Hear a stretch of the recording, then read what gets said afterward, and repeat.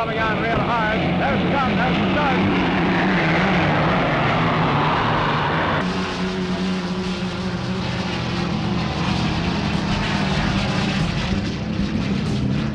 By 1950, Detroit hydroplane fans had come to consider the Gold Cup their very own, and for good reason. Race boats from the Motor City had dominated Gold Cup competition since 1916. Racing rules at the time allowed the winning boat's owner the right to defend the cup on home waters the following year. It was this single fact more than any other that lay the foundation for the incredible rivalry that was about to unfold.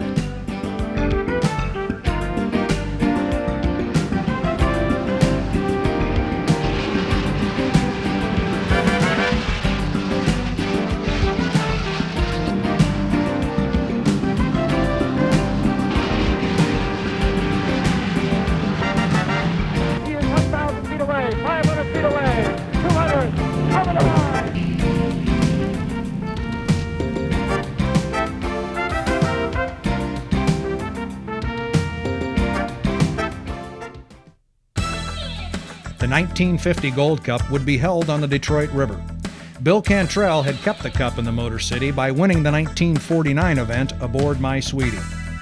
But Detroit boat racers were about to be challenged by a new team from the Pacific Northwest, and hydroplane racing would never be the same.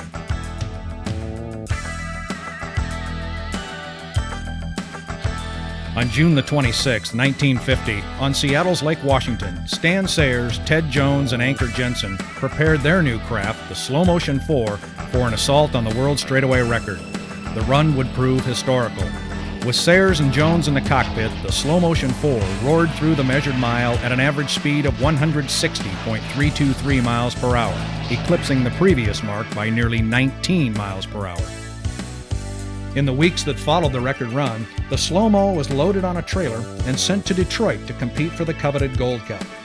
Astute Detroiters were aware of the Slo-Mo's record accomplishment. The Gold Cup, however, called for closed-course racing, and certainly the 4 would have a difficult time adjusting to the rough water and tight corners on the Detroit River. Besides, Tempo 6, 2 such crust boats, and defending champion My Sweetie were sure to provide stiff competition for the newcomers. The Slo-Motion 4, however, scored a perfect victory on the Detroit River in 1950, winning all 3 heats in record time. And Detroiters were gracious in defeat. By winning the event, Stan Sayers and Ted Jones had earned the right to host the 1951 Gold Cup race in Seattle on Lake Washington. Unbeknownst to anyone at the time, it would be 5 long years before the cup would return to the Motor City. In anticipation of the 1951 challenge, Sayers and Jones prepared a new, faster Slo-Motion, the Slo-Mo 5, for the Seattle Gold Cup. The boat was built in secrecy. With Lou Fagel at the wheel, the Slo-Mo 5 swept to victory in the 1951 Gold Cup. Sayers and Jones again looked like geniuses. They had developed the right hydroplane at the right time, and the Gold Cup was staying in Seattle for another year.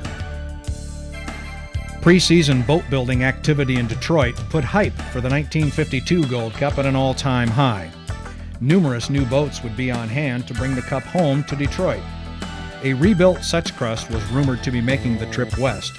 She was reportedly capable of speeds in excess of 240 miles per hour in a straightaway. Dan Arena had a new Miss Great Lakes fashioned after the Slo-Mo 4 that was reportedly 350 pounds lighter.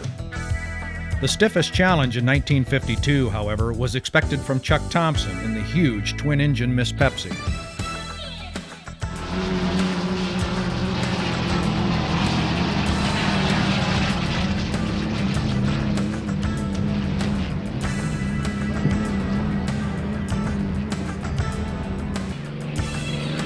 The pre-race build-up exceeded the race itself. In 1952, Slo-Motion 4 claimed her second Gold Cup victory in 3 years, this time by outlasting her challengers. Detroit was not represented in the third and final heat, as only 2 boats answered to starting gun. Southern California's Hurricane, with Moreland Vizel driving, lasted less than 2 laps. Stanley Dollar and the Slo-Mo 4 toured the final 8 laps by herself to claim the victory. The Detroit contingent was again going home empty-handed.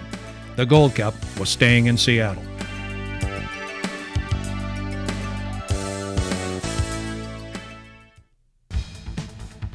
The 1953 and 1954 Gold Cup races only afforded more frustration for the Detroit racers.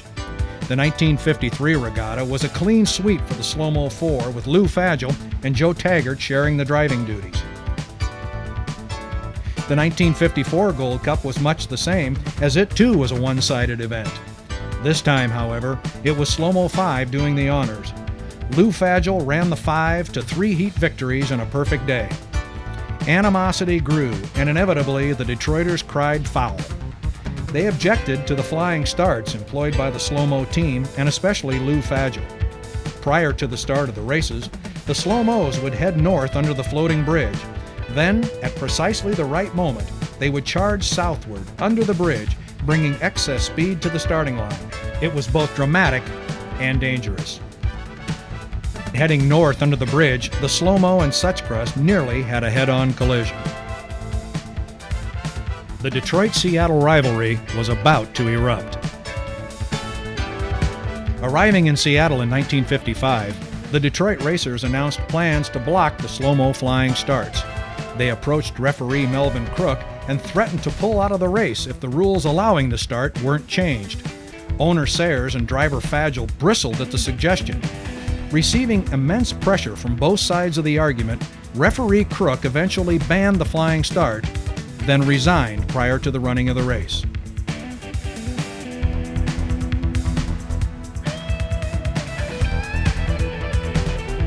The flying start debate was rendered pointless during time trials for the 1955 event. In a qualification attempt witnessed by thousands on live television, Lou Fagel dramatically flipped the Slo-Mo 5. He's 3/4 of the way through the back stretch, and he's moving into the... Oh! He went completely around. I don't know whether Lou is still in the boat or not. The now famous 360-degree mid-air revolution put the 5 out of competition, and Lou Fagel would never race again. The slow-motion 5 is in the north turn. With the Slo-Mo 5 out of the race, Seattleites came to realize they had a new boat to root for. Or did they?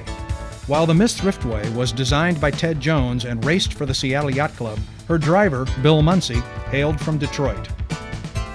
Muncy won the third and final heat of the 1955 Gold Cup in dramatic come-from-behind fashion. It was vintage Muncy. Seattle fans were elated. The new boat with the Detroit driver had apparently saved the Gold Cup for Seattle. The celebration in the Thriftway camp was sensational, and Muncy was ecstatic. Retired referee Mel Crook checked his stopwatch and quietly suggested Gale 5 had won the race. Under racing rules at the time, the boat with the fastest elapsed time for the entire race was awarded 400 bonus points. In the end, Mr. Crook's evaluation was correct. Miss Thriftway failed to make up enough elapsed time to overtake Gale 5. Lee Shaneth and the Gale 5 had won the biggest race of the year despite not winning a single heat of competition. The Gold Cup was going back to Detroit for the first time in 5 years. Seattleites were in disbelief, as was Bill Muncy. Post-race quotations from the losing city suggested victory had been awarded to the slow boat from China, or that Detroit had won with adding machines and Einstein.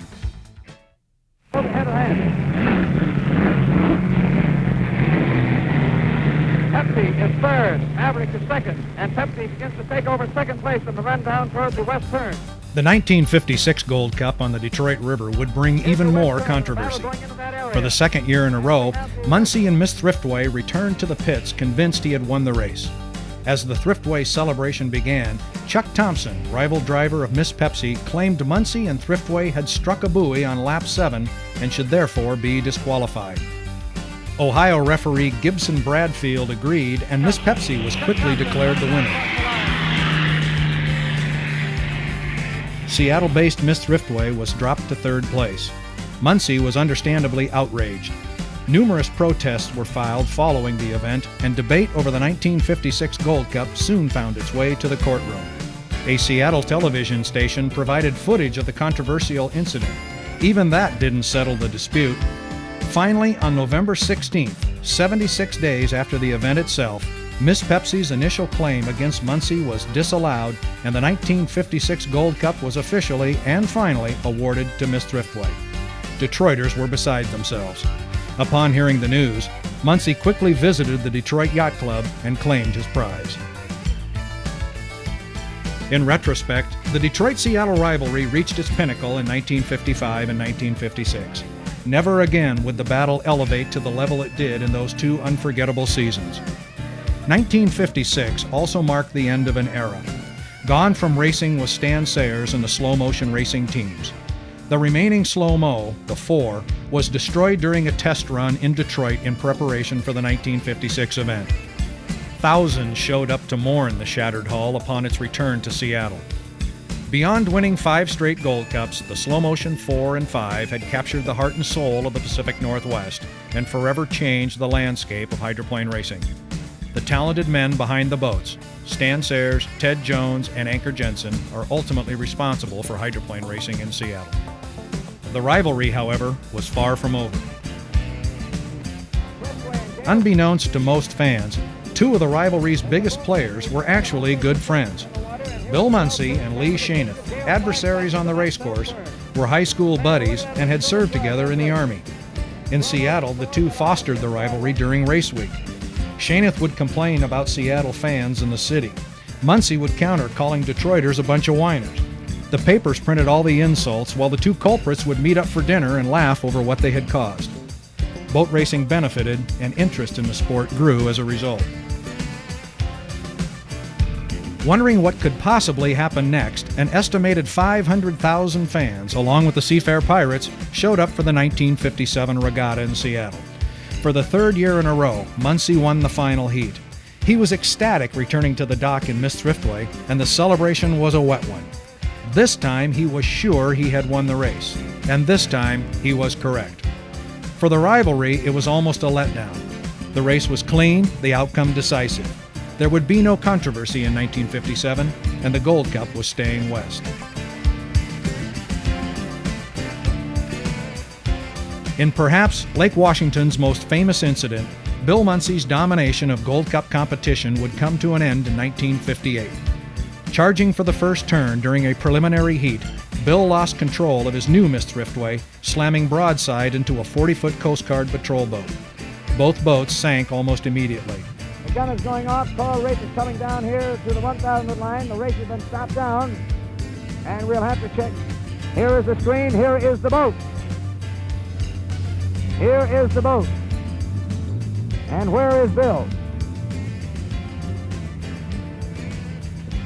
The accident left the door open for Jack Regis and the Hawaii Kai to save the day for Seattle.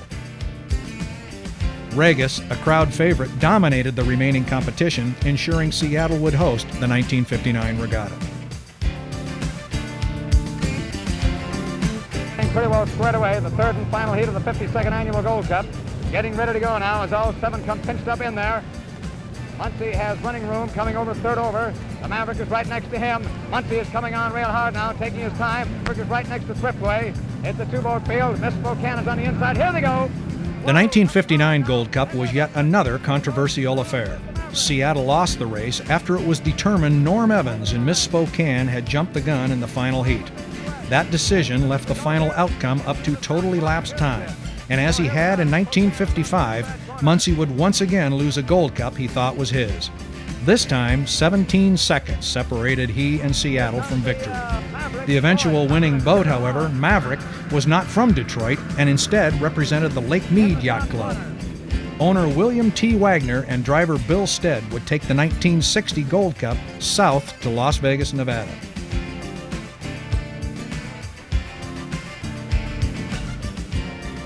But the 1960 Gold Cup on Lake Mead was not to be. The event was eventually canceled and declared no contest due to high winds and, more importantly, a lack of administrative personnel to stage the prestigious event. The winds of change were also beginning to blow on Gold Cup hydroplane racing. Bill Muncie's 1961 Gold Cup victory on Pyramid Lake, Nevada, marked the last time the winning boat would determine the Gold Cup venue. Ironically, Muncie would capture the event the same way he lost the 55 race, without winning a single heat. Always a happy Gold Cup champion, Muncie shared the win with his owner and crew. Underscored by the events of the previous year, staging a successful Gold Cup race had become an expensive proposition. Thus, in 1962, the process was changed to allow the city presenting the largest and most secure financial bid to host the following year's race. The competitive process that had given birth to the rivalry was gone. It would never again be quite the same, but Detroit and Seattle are forever linked by the events of the 1950s. In the 50 years following Slo-Mo 4's initial victory, Detroit entries have claimed just 3 Gold Cups. Lee Shanous' victory in 1955 was not duplicated until Lee himself turned the trick again in 1972, this time as team manager for Gale Enterprises. His Atlas van lines was the class of the field in 1972. Ironically, Shanous' driver that day was Bill Muncy.